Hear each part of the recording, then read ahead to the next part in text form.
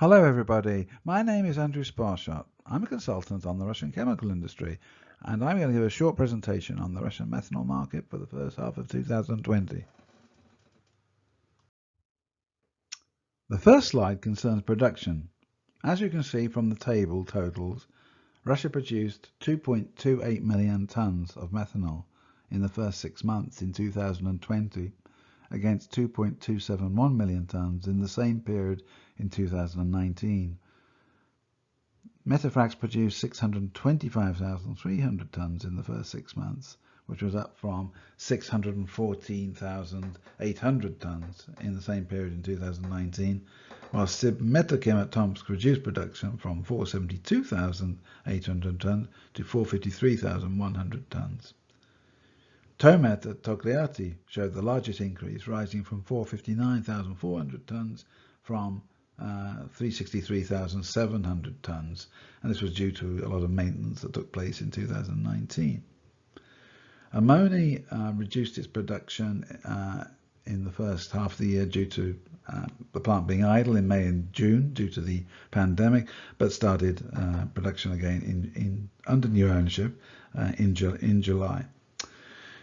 In the first half of 2020, Russian methanol producers delivered a total of 1.829 million tons by rail, either for sale on the domestic market or sent for export, either overland or to the ports.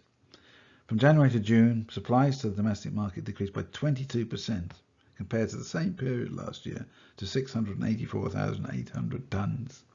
Exports rose at the same time to 1.150 million tons against 1.100 million tons in the same period in 2019.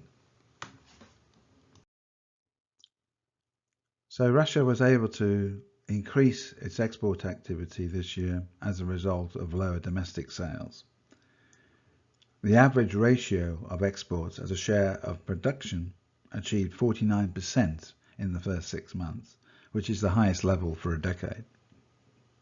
Metafrax increased exports from 254,600 tons in the first half of 2019 to 296,000 tons this year, while Sib Metachem increased exports from 232,800 tons to 262,000 tons.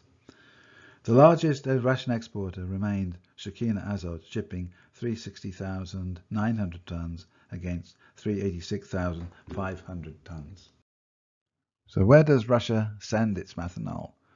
Well, as you can see from this table in front of you, that Finland is the major destination for Russian exports, taking 543,000 tons in the first 6 months, which is more than 50% of total shipments, up from 462,000 tons last year. 543,000 tons as from this year is probably at the peak of Finnish capacity for exporting methanol through the Hamina Kotka terminals. Russia does need more terminals. That is essential if it wants to expand its capacity through existing plants and through new grassroots facilities. Besides Finland, other markets that may be of interest are Poland. Poland takes 187,000 tons in the first 6 months this year against 190,000 tons last year. Poland receives methanol from Russia either by rail through Belarus or by sea through the Baltic states. This table illustrates the volume of methanol shipped from each individual plant to the domestic merchant market. Some producers can use methanol internally, such as Metafrax. Shekina Azot uses some. Sib Metachem also produces formaldehyde. Azot Nebunomisk produces acetic acid. But domestic market sales do represent an important part of the actual sales distribution of methanol, and represent probably about a third generally of total sales. And this slide shows where the methanol is sold to in Russia. Nizhnokamsk Neftachem is the major buyer in Russia, but usually taking about 250,000 tons per annum. This year, volumes have been greatly reduced due to the pandemic and also changes in the Russian rubber market. Other producers of MTBE have also reduced their need for methanol. Not too many producers have increased purchases this year. In the formaldehyde sector, Metadynea, Kronospan, Ural Kimplast and Kimsinters are all companies which have reduced the need for methanol this year. Overall, the difference in methanol purchases this year was compensated for by an increase in export activity. Having gone over production, exports and domestic sales, I'd like to finish on projects. There are a number of projects in Russia under review at present. I've listed 5 below that have a decent chance of conclusion. The first of those is Shekhinah Azot, which is adding another 500,000 tons capacity to its 900,000 tons in existence already. That will be ready by 2021. Commissioning is hoped for by the end of this year. That will make the Shekhinah Azot the largest Russian producer, at least for the time being. Nizhnokamsk Neftochim, which is a major consumer of Russian methanol, taking 250 kilotons per annum, that is building its own plant, and that should be ready by 2024. At Volgograd, on a former chemical site, Kimprom, which went bankrupt several years ago, a new grassroots plant of 1.2 million tons per annum is being constructed using Japanese investment, and that should be ready by 2024.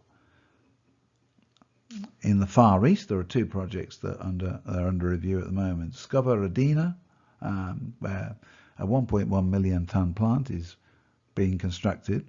Skovorodina has the advantage of being located on the Power of Siberia gas pipeline, so it has access to gas, and also has good rail links using the BAM railway to the Far East and the Trans-Siberian Railway to the Far East, so it can produce methanol and send it to the Far East ports for further delivery. The final project involves Nakodka, which is the mineral fertilizer and methanol plant, and that should be up and running by about 2025 at the earliest.